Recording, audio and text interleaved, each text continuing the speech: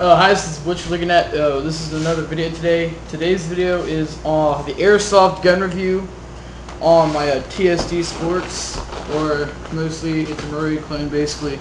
But it is the TSD Sports SD87.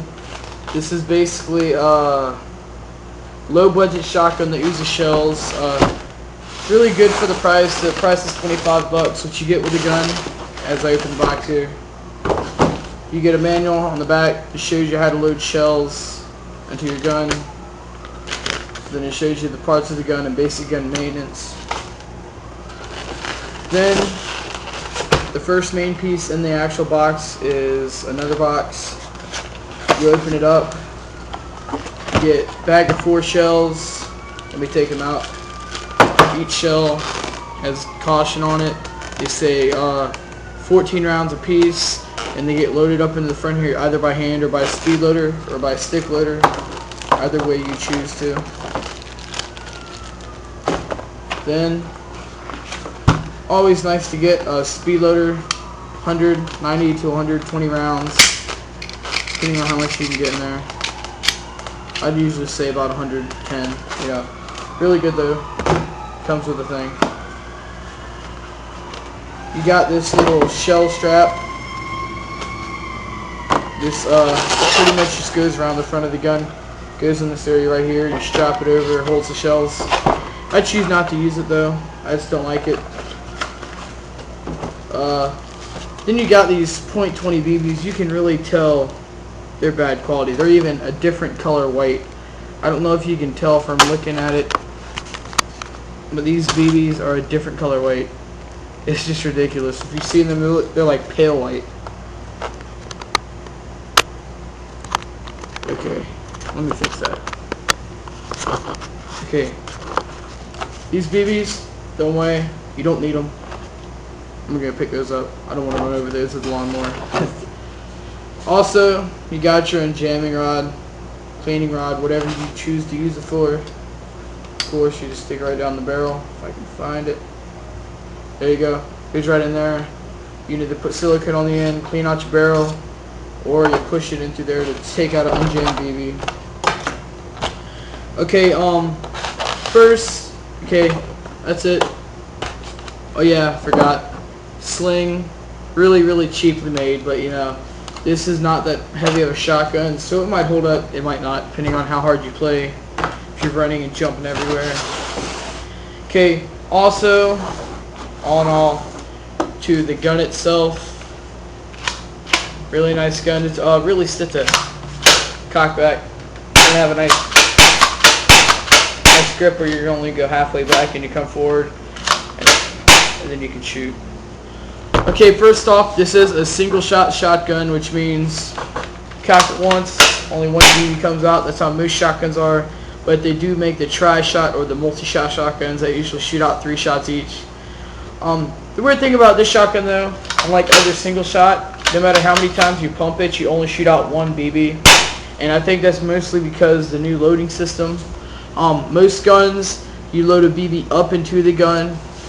This gun, you load it, the BB goes in sideways this way instead of up. So it's kind of like how the real shell would load into a real shotgun, so that's pretty cool. But as I said, you can only do single shot. Okay, moving on, you got your hop up right here. All the way that way is normal. All the way that way is hop up. I keep it all the way down because, you know, .20s tend to go pretty much straight with it like that. You got your rail right here, all plastic. You see it kind of bends down, but it's fine, you know. It holds up, that's all you need. Rails on the front, they're made of plastic too. They work fine though. You got your sling swivel right here. It's made of plastic too, but the piece that attaches to the rail with is metal, so that's pretty good. But it pretty much makes the gun ambidextrous because the swing swivel on the back it goes left and right just like the one in the front. So this is an ambidextrous gun as far as the safety and the sling swivel. Okay, moving on, you got your 1/4 inch orange tip. You know, if you choose to go over that, don't walk around the street with it, because if you're going to play outside in your front yard, you just got to have an orange tip, but if you take it to the field, you don't really need to. but it's really your choice. Also, you can take this rail off by 4 screws, one here and one here, and then same for the other side. Okay, something interesting I haven't seen on any gun. There is a rail close to the back, right here. I guess it's there because this rail in the front is, if you look at the shotgun, it's pretty far up on the front of the gun. So if you wanted to have the scope here, you could. But that's if you don't have a pair of goggles on. If you have a pair of goggles on, you're gonna have to use the risen scope mount, because as you know, your face moves up instead of being here. Your face is more like up here when you have goggles on, which actually makes that rail perfect for using a red dot scope, which I have that I will take out in a minute. Okay, moving on, you got your basic LE 6-position stock seen on pretty much most M4s. Same thing as the crane stock, it's a 6-position stock. You got position 1, 2, 3, 4, 5, 6. So it's a 6-position stock. Pretty good. It moves about, I'd say about 3/4 of an inch every time. So this gun can change from about 26.5 inches long to up about 33, 34 inches long, making it a pretty good gun. FPS wise, I'm going to say before the spring settles, you're going to see about 280. After it settles, about 250, making it perfect for backyard play, and especially CQB. You're not killing them, but your BB's still going to get every time where you want it to go. Personally, shooting it by myself, I'm hitting a target every time up to about maybe 50 feet, and then after that, it takes a little better aiming or a really good zeroing of a scope to shoot with, because BB tends to go straight, and no matter what, especially if the zeros, or yeah, the hop up is zeroed, the BB will kind of shoot down really quickly after 50 feet. But it's a shotgun, so that's kind of realistic, I'd say. Moving on to the safety, you got your this is really simple safety, in, out, seen on a lot of the lower price shotguns. It's kind of got a cheap looking trigger though. It just looks cheap, but it ain't cheap in itself, but it works really good. Kind of made me worried when I saw that, because I was like this little bulky piece, if you can see that right there. But don't let that scare you. It's just part of the gun. It works really good. Okay, moving on. Stuff I bought extra for the gun. $8 red dot scope, which I'll be doing a review on maybe in about a week, depending on how many other videos I gotta do. I'm gonna just put this on the reel real quick. It just unscrews. It goes right on the gun, fairly easy, self-explanatory.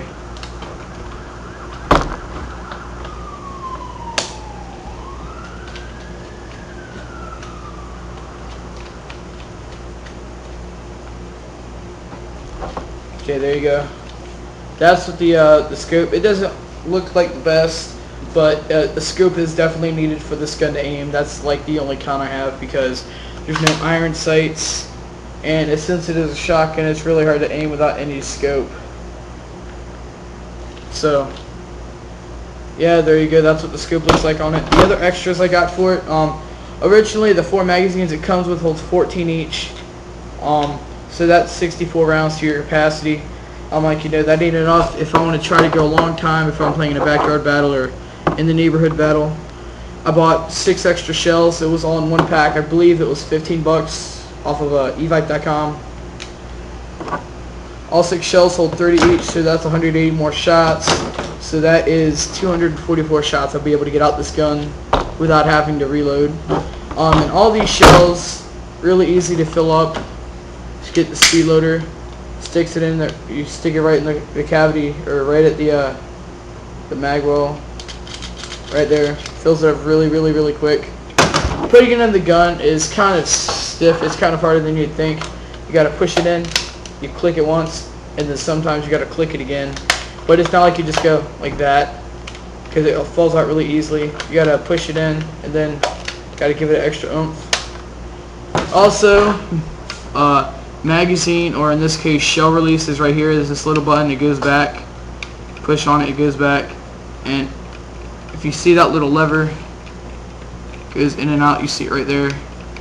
That's pretty much what hold the shells in. It holds it in from the cavity right here at the back of the shell. These shells used to not really feed that well at all until I took off the trap door, because what would happen is with the new shells, I'd put them in and the trap door would pop off, and once the trap door pops off, for some reason it makes the shell fall out. But I took the trap door off, and now all my shells stay in, and instead of hitting 2 or 3 shots and then the shell falling out, I can shoot every single BB out of each shell. Okay, that's pretty much it. Other little small facts: this gun, the maximum range is right at about 100, maybe 120 feet, and that's turning up the hop up a little bit. And at 120 feet, 250 FPS slows down a lot. You're not going to be able to feel it, but if you're just doing target practice, you know, have at it. Also, without any shells in it and without the scope, this gun weighs pretty much right at 2 pounds, making it really mobile. So yeah, that's pretty much it. Hope y'all enjoyed this review. Before I end it, I'm going to stop this video and I'm going to do a little shooting demonstration. Not an accuracy test, but just a shooting demonstration.